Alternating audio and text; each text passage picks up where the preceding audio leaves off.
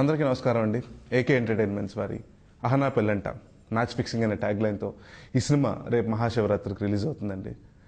ఈ సినిమా గురించి చెప్పాలంటే బేసిక్గా పెళ్ళి అంటే చాలా సందడిగా ఉంటుందండి. ఆ పెళ్లి సందడిలో అంటే మంచి అందమైన అమ్మాయిలు ఉంటారు, ఆ అమ్మాయిలు చూడటానికి లైన్ వేయడానికి వచ్చే అబ్బాయిలు ఉంటారు, పిల్లలు ఉంటారు, పెద్దవాళ్ళు ఉంటారు, చాలా రోజుల తర్వాత కలుసుకునే మిత్రులు ఉంటారు. ఇలాగ అంటే ఒక పెళ్లి భోజనం అన్నిటికీ ఎన్ని వెరైటీస్ పెడతారో అలా ఈ సినిమాలో అన్ని ఎలిమెంట్స్ ఉన్నాయండి.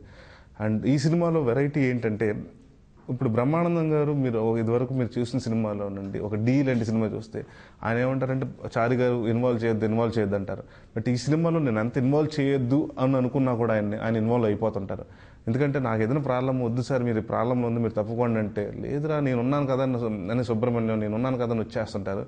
సో ఒక గమ్మత్తైన క్యారెక్టర్స్ అండి. అంటే దాదాపు ఈ సినిమా ముగ్గురు హీరోలు అని చెప్పాలండి. ఒకటి శ్రీహరి గారు అయితే, రెండోది బ్రహ్మానందం గారు, మూడోది నేను.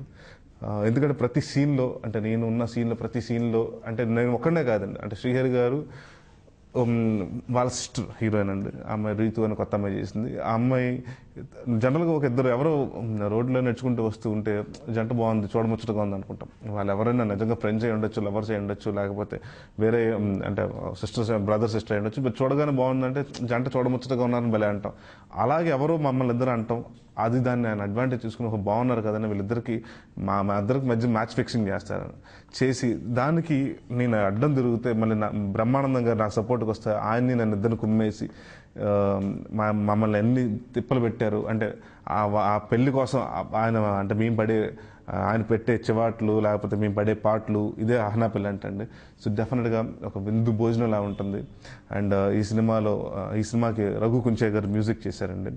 ఆయన అంటే ఇది రెండో సినిమా, బంపర్ ఆఫర్ తర్వాత చేసి రెండో సినిమా అండి. ఈ సినిమాలో స్పెషల్స్ ఏంటంటే డెఫినెట్గా నాన్నగారు గురువు గారు చెంచాల గారు ఆయన సినిమా అంటే అది లక్కీగా కోయిన్సిడెంట్ అయిందండి. అదేంటంటే సీనియర్ నరేష్ గారు చేసిన సినిమాలో అంటే 4 స్తంభాలాంటి సినిమాలో చినుకులా రాలే సాంగ్ మళ్ళీ నేను చేయడం జరిగింది. అండ్ మళ్ళీ నాన్నగారు ఆ సినిమాకి నాన్నగారు పనిచేశారు. మళ్ళీ అహనా పెళ్ళంట ఆయన సినిమాకు కూడా నాన్నగారు పనిచేశారు. దాని తర్వాత ఆయన డైరెక్టర్ అయ్యారండి. అంటే ఆ సినిమాతో ఆయన జీవితం మారింది.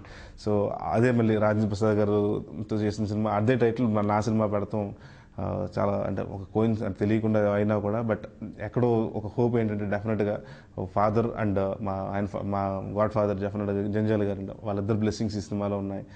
సో అండ్ ఎవ్రీథింగ్ అంటే ఇదేది అనుకోలేదండి. అంటే ఇదేదో వాంటెడ్గా పెడతామో అలాంటివి జరగలేదు, అంటే అలా ఏం జరగలేదండి. బట్ అనుకోకుండా అలా కుదిరిని. అండ్ రఘు కుంచే గారు మ్యూజిక్ గురించి చెప్పాలంటే ఆయన ఎందుకే రమణమ్మ అని పెళ్లి ఎందుకు చేసుకోకూడదని బంపర్ ఆఫర్లో చెప్తే ఎందుకు పెళ్లి చేసుకోవాలి, పెళ్లి చేసుకుంటే ఎన్ని లాభాలు ఉన్నాయి అని పెళ్లి చేసుకోరా సుబ్రహ్మణ్యం లొల్లి చేయకురా సుబ్రహ్మణ్యం ఒక సాంగ్ ఉందండి. సో అది చాలామందికి అంటే మా ఇంట్లో చిన్నపిల్లలు ఉన్నారండి, నన్ను చూసి మామ అని ఆ పాటలు పాడేసి పెళ్లి చేసుకో అని అలాగే చిరుకులా రాలే సాంగ్ అండి. ఈ కాకుండా అంటే చిత్ర గారితో పాడారండి, ఒక సాంగ్ పాడించారు, చాలా మంచి మెలోడీ అండి. సో ఇప్పటికీ మంచి సాంగ్స్ కూడా మంచి హిట్ అయినాయి. అలాగే రేపు ఈ సినిమా మీ ముందుకు వస్తుంది మహాశివరాత్రి రోజుని. ఈ సినిమాని పెద్ద విజయం చేస్తారు. అంటే ఇదివరకు నా సినిమాలు అలాగ ఆదరించి ఎలా నవ్వుకున్నారు, ఈ సినిమాను కూడా అలాగ ఆదరించి అంతే నవ్వుకుంటారు. మీరు నవ్వుకుని మమ్మల్ని మా ప్రొడ్యూసర్ మా ఎంటైర్ అహనా పెళ్ళంట టీంని నవ్విస్తారని కోరుకుంటూ సెలవు తీసుకున్నాను. Thank you.